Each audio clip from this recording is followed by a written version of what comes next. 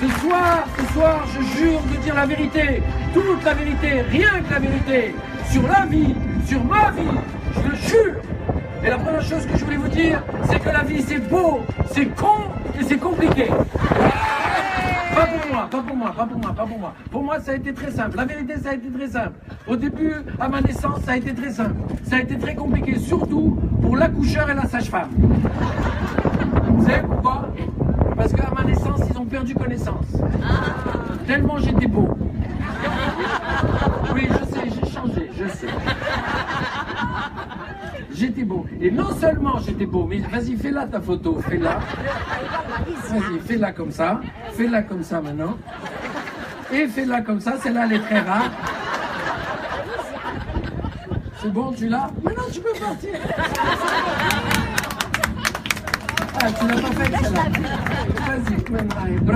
Vas-y, vas-y. Et non seulement j'étais beau, mais ils ont découvert très très vite que j'étais d'une intelligence supérieure. Et malgré ça, ils m'ont obligé d'aller à l'école. Enfin, à l'école, là où je suis né. Oui, je dis ça quand je suis en France. Il y a plein de choses ce soir qui vont être très particulières. Quand je suis en France, parce que le spectacle, je l'ai écrit en France, je dis là où je suis né. Il y a des gens qui disent, ils disent jamais la Tunisie, parce qu'ils pensent que les gens, ils savent pas que je suis né en Tunisie. Bien sûr, là où je suis né, à l'école, c'est très spécial quand j'étais petit. Quand j'étais petit ici, c'était très très spécial. Très spécial, parce qu'à l'école, on faisait les fêtes de tout le monde. On faisait Ramadan, on faisait Kippour, on faisait l'Aïd, on faisait Rosh Hashanah, on faisait la fête de la Madone, la naissance du petit Jésus, la fête du 14 juillet, du 15 juillet, du 30 juillet, du 32 juillet, la fête du 6 août, l'armistice, la libération. Il y avait tellement de fêtes qu'on n'allait jamais à l'école.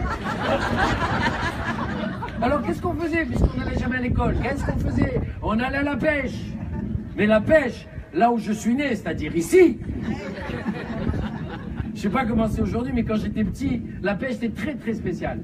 À Khirdine, pas loin d'ici. On mettait la canne à pêche comme ça dans l'eau, les poissons ils sortaient la tête de l'eau, ils faisaient pêche-moi moi. S'il te plaît, ouais, Brabi, pêche-moi moi. Pas lui, moi. Je vous jure que c'est vrai. Un jour j'ai vu une dorade royale, elle a sorti la tête de l'eau, elle a fait la poêle est prête.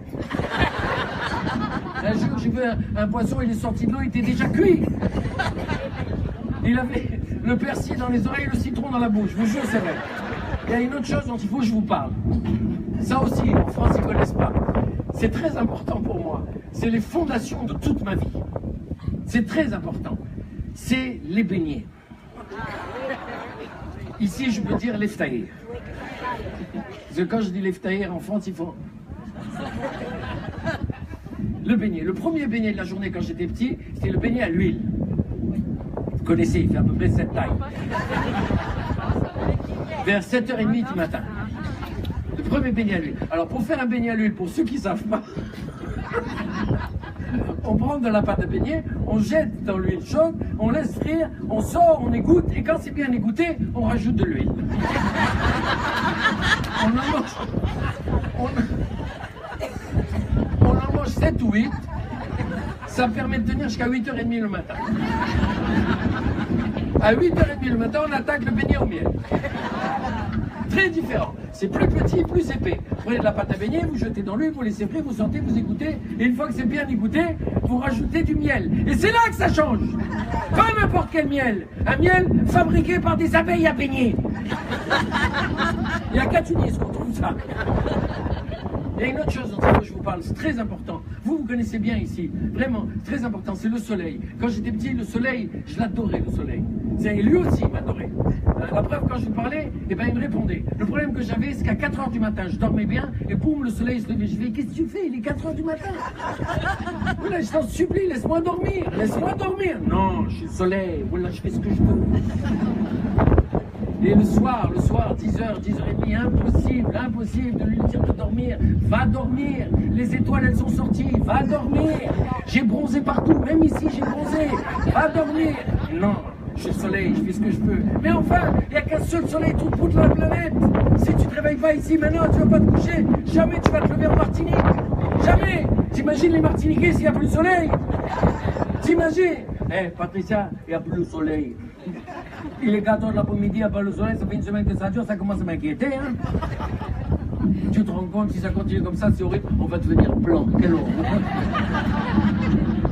Alors évidemment, on a quitté tout ça. On est arrivé en France. Alors en France, j'ai eu des gros problèmes d'adaptation. Oui, parce qu'à 4h de l'après-midi, il faisait nuit. Je disais au soleil, sors!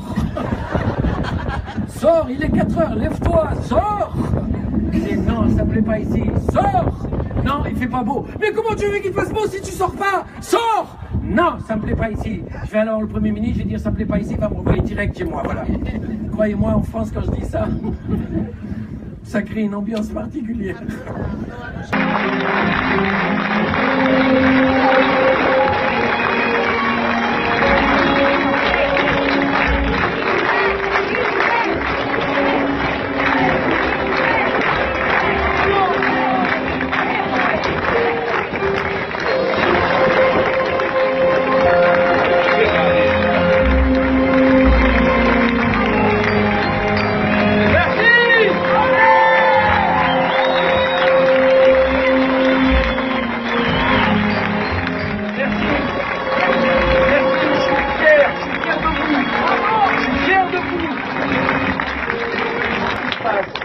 Quoi qu'on dise, mon amour pour la Tunisie dépasse tout.